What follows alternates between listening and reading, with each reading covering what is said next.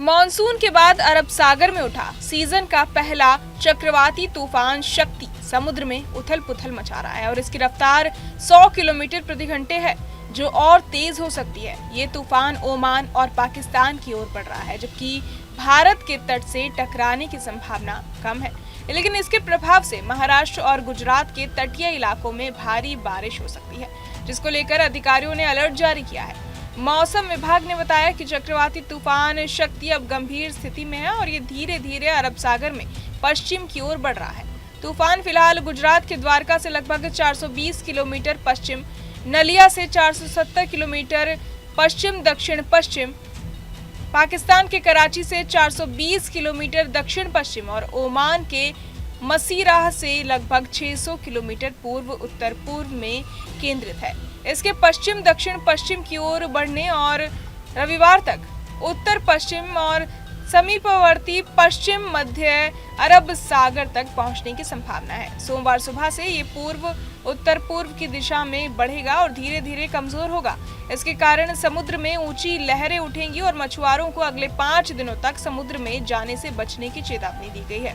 IMD ने चेतावनी दी है कि गुजरात के द्वारका, जामनगर, पोरबंदर, सूरत, नवसारी और वलसाड़ जिलों में 8 अक्टूबर को मध्यम से भारी बारिश होने की संभावना है, जबकि महाराष्ट्र के मुंबई, ठाणे, पालघर, रायगढ़, रत्नागिरी और सिंधुदुर्ग जिलों में 7 अक्टूबर तक तेज हवाओं और भारी बारिश की संभावना है, जिसमें हवाओं की रफ्तार 45 से 55 किलोमीटर प्रति घंटे से बढ़कर 65 किलोमीटर प्रति घंटे तक जा सकती है। वहीं दिल्ली एनसीआर में 6 अक्टूबर को एक बार फिर मूसलाधार बारिश होने वाली है, जो इतनी तेज होगी कि लोगों के लिए घरों से बाहर निकलना भी मुश्किल हो सकता है।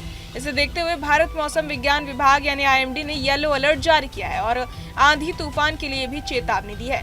मौसम विशेषज्ञों का कहना है कि ये बारिश का सिलसिला 7 अक्टूबर को भी जारी रहेगा, इसलिए लोगों को सतर्क रहने की सलाह दी गई है।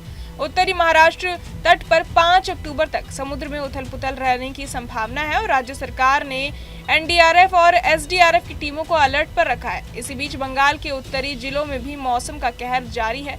पश्चिमी झारखंड, दक्षिण बिहार, दक्षिण पूर्वी उत्तर प्रदेश और उत्तरी छत्तीसगढ़ में बने निम्न दबाव क्षेत्रों के प्रभाव से दार्जिलिंग, कलिम्पोंग, कूच बिहार, जलपाईगुड़ी और अलीपुर द्वार में सोमवार सुबह तक भारी बारिश होने की संभावना है, जबकि दक्षिण बंगाल के मुर्शिदाबाद, बीरभूम और नादिया जिलों में भी बारिश का अनुमान है और रेड अलर्ट जारी किया गया है।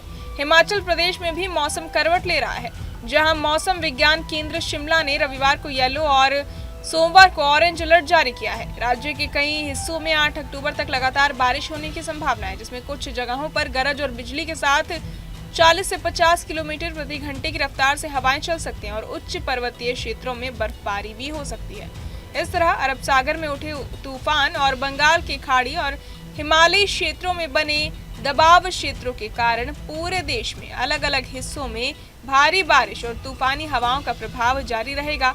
इसी दौरान बिहार में भी पिछले 2 दिनों में हुई मूसलाधार बारिश और बिजली गिरने की घटनाओं में 9 लोगों की मौत हो गई, जिसमें जहानाबाद में 3, बेतिया में 2 और नालंदा, खगड़िया, किशनगंज और गोपालगंज में एक एक व्यक्ति की मौत हुई। मौसम विभाग ने इन जिलों के लिए भारी बारिश और वज्रपात का अलर्ट जारी किया है, जिससे लोगों को सुरक्षित रहने और सतर्क रहने की सलाह दी जा रही है। बहरहाल इस पूरी खबर को सुनकर आप क्या कुछ सोचते हैं, हमें कमेंट बॉक्स में जरूर बताएं और बाकी तमाम खबरों के लिए सब्सक्राइब करें न्यूज नेशन। सटीक और भरोसेमंद खबरें अब आपके मोबाइल पर अभी डाउनलोड करें। न्यूज नेशन ऐप एंड्रॉइड और iOS पर उपलब्ध है।